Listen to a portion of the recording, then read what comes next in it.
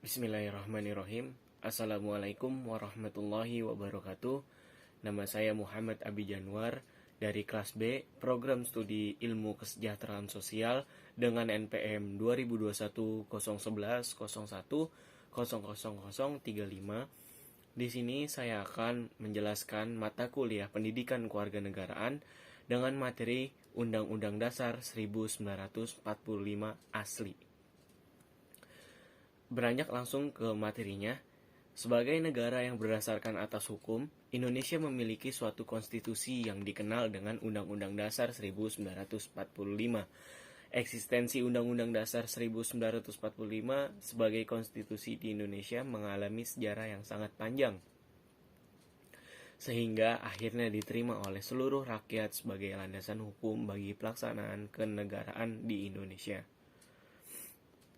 Undang-Undang Dasar 1945 dirancang sejak 29 Mei 1945 sampai dengan 16 Juni 1945 oleh BPUPKI atau yang sering kita sebut dengan Badan Penyelidik Usaha-Usaha Persiapan Kemerdekaan Indonesia yang beranggotakan 21 orang. Dari anggota BPUPKI tersebut diketuai oleh Insinyur Soekarno, Dr. Muhammad Hatta sebagai wakil ketua, dengan 19 orang anggota yang terdiri dari 11 orang wakil dari Jawa, 3 orang dari Sumatera, dan masing-masing 1 wakil dari Kalimantan, Maluku, dan Sunda Kecil. Kemudian badan ini menetapkan tim khusus yang bertugas menyusun konstitusi bagi Indonesia Merdeka yang kemudian dikenal dengan nama Undang-Undang Dasar 1945 atau yang sering kita singkat dengan UUD 1945.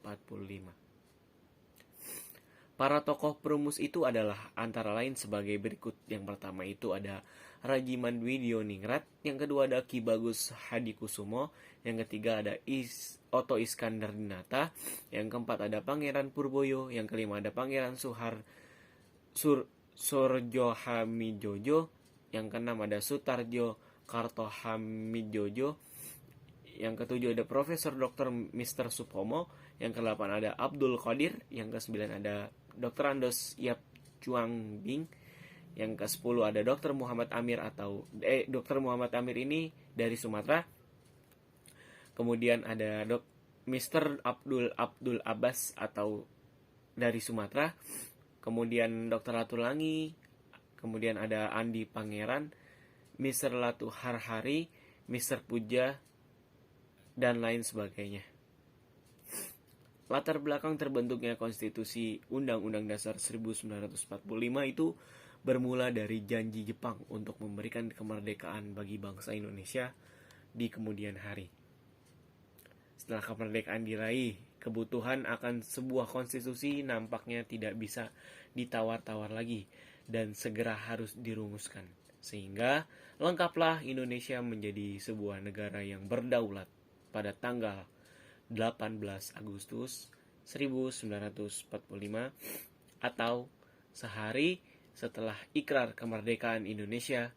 Panitia Persiapan Kemerdekaan Indonesia atau yang sering kita singkat dengan PPKI mengadakan sidangnya yang pertama dan menghasilkan beberapa keputusan antara lain sebagai berikut. Yang pertama, menetapkan dan mengesahkan pembukaan Undang-Undang Dasar 1945 yang bahannya diambil dari rancangan Undang-Undang Dasar yang disusun oleh Panitia Perumusan pada tanggal 22 Juni 1945. Kemudian yang kedua ada menetapkan dan mengesahkan Undang-Undang Dasar 1945 yang bahannya hampir seluruhnya diambil dari rancangan undang-undang yang disusun oleh Panitia Perancang Undang-Undang pada tanggal 16 Juni 1945. Kemudian yang ketiga itu poinnya memilih ketua persiapan kemerdekaan Indonesia Insinyur Soekarno sebagai presiden dan wakil ketua Dr. Muhammad Hatta sebagai wakil presidennya. Pekerjaan presiden untuk sementara waktu dibantu oleh Panitia Persiapan Kemerdekaan Indonesia yang menjadi komite nasional. Pada tanggal 22 Juni 1945 disahkanlah Piagam Jakarta yang menjadi naskah pembukaan Undang-Undang Dasar 1945. Setelah dihilangkannya anak kalimat dengan kewajiban menjalankan syariat Islam bagi pemeluk-pemeluknya, naskah rancangan Undang-Undang Dasar 1945 ini disusun pada masa sidang kedua Badan Penyelidik Usaha-Usaha Persiapan Kemerdekaan Indonesia atau yang sering kita sebut dengan BPUPKI. Masa sidang kedua tanggal 10 sampai 17 Juli 1945. Sedangkan tanggal 18 Agustus 1945, PPKI mengesahkan Undang-Undang Dasar 1945 sebagai Undang-Undang Dasar Republik Indonesia. Oke, masuk ke selanjutnya ada pengertian Undang-Undang Dasar 1945. Sebagai negara yang berdasarkan atas hukum, tentu saja Indonesia memiliki suatu konstitusi yang dikenal dengan Undang-Undang Dasar 1945.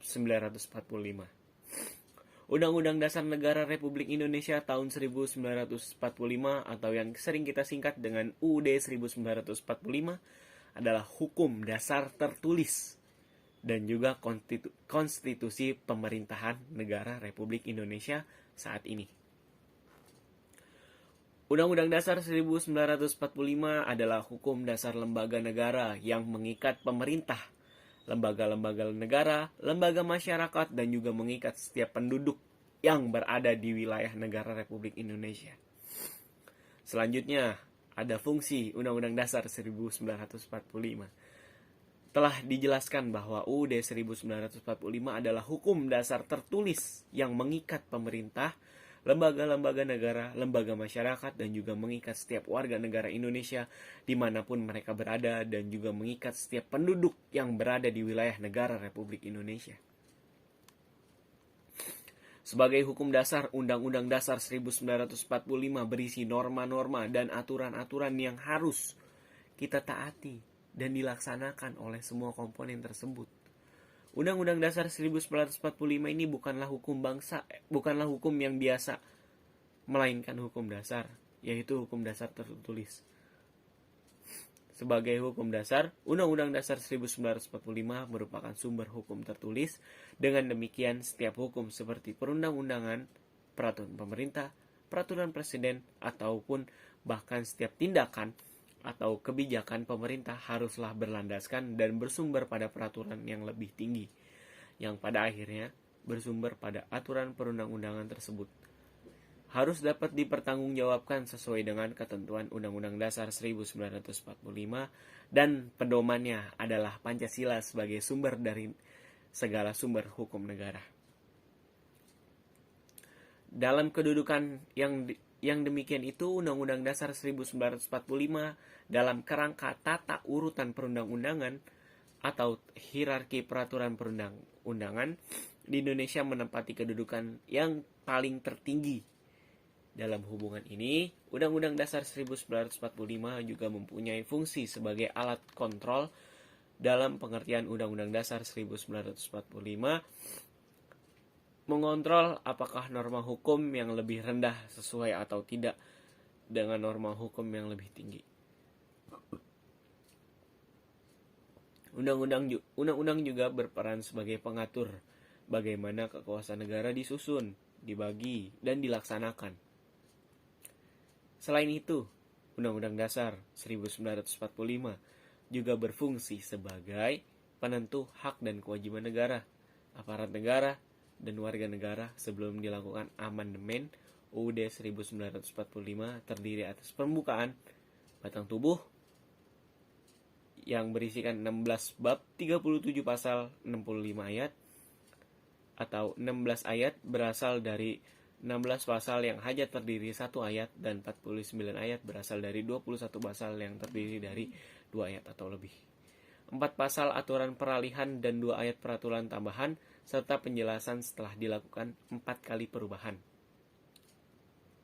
UUD 1945 memiliki 16 bab, 37 pasal, 194 ayat, 3 pasal aturan peralihan, dan 2 pasal aturan tambahan. UUD 1945 memiliki kedudukan yang tetap dan melekat bagi negara Republik Indonesia. Oleh sebab itu, pembukaan Undang-Undang Dasar 1945 tidak dapat diubah oleh siapapun termasuk DPR dan MPR, sesuai dengan sifat konstitusinya pasal 3 dan pasal 37 UUD 1945 berarti meniadakan negara Republik Indonesia. Hal ini disebabkan pembukaan Undang-Undang Dasar 1900 merupakan yang pertama, sumber dari motivasi dan inspirasi perjuangan dan tekad bangsa Indonesia. Yang kedua, sumber dari cita-cita hukum dan cita-cita moral yang ingin ditegakkan dalam lingkungan internasional dan nasional. Perbandingan peraturan antara lembaga negara sebelum dan sesudah amandemen. Sebelum amandemen itu, MPR sebagai pelaksanaan kedaulatan rakyat mempunyai kekuasaan untuk menetapkan UUD GBHN, memilih presiden dan wakil presiden serta mengubah UUD. Kedua, presiden yang berkedudukan di bawah MPR mempunyai kekuasaan yang luas, dapat digolongkan ke dalam beberapa jenis. Yang pertama, kekuasaan penyelenggaraan pemerintah. Yang kedua, kekuasaan di dalam bidang perundang-undangan. Ketiga, kekuasaan dalam bidang yudisial. Keempat, kekuasaan dalam bidang hubungan luar negeri. Nah, selanjutnya, yang ketiga itu ada DPR sebagai pelaksanaan kedaulatan rakyat. Terus keempat ada DPA yang berkedudukan sebagai badan penasihat presiden. Ada BPK sebagai kekuasaan tertinggi untuk memeriksa tanggung jawab keuangan negara. Yang terakhir ada MA sebagai badan kehakiman yang tertinggi yang di dalam menjalankan tugasnya tidak boleh dipengaruhi oleh kekuasaan pemerintah. Oke, tadi sebelum amandemen. Nah, sekarang setelah amandemen nih. Yang pertama MPR, lembaga tertinggi negara sejajar kedudukannya dengan lembaga tinggi negara lainnya seperti Presiden, DPRD, DPD, MA, MK, BPK. Menghilangkan kewenangannya menetapkan GBHN, menghilangkan kewenangannya mengangkat presiden. Karena presiden dipilih secara langsung melalui pemilu. Kemudian kedua itu ada presiden. Presiden membatasi beberapa kekuasaan dengan memperbaiki tata cara pemilihan dan pemberhentian presiden dalam masa jabatannya, serta memperkuat sistem pemerintahan presidensial. Oke. Kemudian yang ketiga ini ada DPR. Posisi dan kewenangan diperkuat, mempunyai kekuasaan untuk membentuk undang-undang. Sebelumnya ada di tangan presiden, sedangkan DPR hanya memberikan persetujuan saja. Kemudian yang keempat itu ada BPK. Anggota BPK dipilih DPR dengan memperhatikan pertimbangan DPD. Berwenang mengawasi dan memeriksa pengelolaan keuangan negara atau APBN dan APBD. Pengelolaan keuangan daerah APBD itu. Serta menyampaikan hasil pemeriksaan kepada DPR dan DPD. Kemudian selanjutnya ada DPD. Lembaga negara baru sebagai langkah akomodasi bagi keterwakilan kepentingan daerah dalam badan perwakilan tingkat nasional setelah ditiadakannya utusan daerah dan utusan golongan yang diangkat sebagai anggota MPR. Kemudian selanjutnya nih ada Mahkamah Agung. Mahkamah Agung itu lembaga negara yang melakukan kekuasaan kehakiman, yaitu kekuasaan yang menyelenggarakan peradilan untuk menegakkan hukum dan keadilan di Indonesia. Kemudian ada Mahkamah Konstitusi. Keberadaannya dimaksud sebagai menjaga kemurnian konstitusi atau the guardian of the constitution. Mempunyai kewenangan menguji undang-undang terhadap undang-undang dasar, memutus sengketa kewenangan antara lembaga negara, memutus pembubaran partai politik, memutus sengketa hasil pemilu, dan memberikan putusan atas pendapat DPR. DPR mengenai dugaan pelanggaran oleh presiden dan atau wakil presiden menurut Undang-Undang Dasar. Hakim konstitusi terdiri dari 9 orang yang diajukan masing-masing oleh MA atau Mahkamah Agung, DPR dan pemerintah, dan ditetapkan oleh presiden sehingga mencerminkan perwakilan dari ketiga cabang kekuasaan negara, yaitu yudikatif, legislatif, dan eksekutif. Oke, sebelumnya menambahkan tentang tadi itu ada Mahkamah Agung. Nah, selain untuk menyelenggarakan peradilan dan menegakkan hukum di Indonesia, itu tercantum dalam pasal 24 ayat 1 yang berisi berwenang mengadili pada tingkat kasasi, kemudian menguji peraturan undang-undangan di bawah undang-undang dan wewenang lain yang diberikan undang-undang di bawahnya. Terdapat badan-badan peradilan dalam lingkungan peradilan umum, terus lingkungan peradilan agama, kemudian lingkungan peradilan militer, dan lingkungan peradilan tata usaha negara atau PETUN, PTUN. Badan-badan lain yang fungsinya berkaitan dengan kekuasaan kehakiman diatur dalam undang-undang seperti kejaksaan, kepolisian, advokat, pengacara, dan lain-lain. Kemudian juga mau menambahkan tentang BPK. Nah, selain dia memeriksa dan mengelola keuangan APBD dan APBN, dia juga menyampaikan hasil pemeriksaan kepada DPR dan DPD yang ditindaklanjuti oleh aparat penegak hukum. Dia berkedudukan di ibu kota negara dan memiliki perwakilan di setiap provinsi. Mengintegrasi peran BPKP sebagai instansi pengawasan internal departemen yang bersangkutan ke dalam BPK. Selanjutnya mau nambahin juga tentang DPD. Nah, untuk peran DPD juga untuk memperkuat persatuan dan kesatuan negara Republik Indonesia dipilih secara langsung oleh masyarakat di daerah melalui pemilu. Nah, anggota DPD ini dipilih langsung oleh anggota masyarakat tersebut. Jadi ada pemilunya juga seperti semacam pemilihan presiden. Kurang lebihnya seperti itu. Mungkin itu aja yang dapat saya sampaikan. Kurang lebihnya mohon maaf. Wallahul muwafiq ila aqwamit thoriq. Wassalamualaikum warahmatullahi wabarakatuh.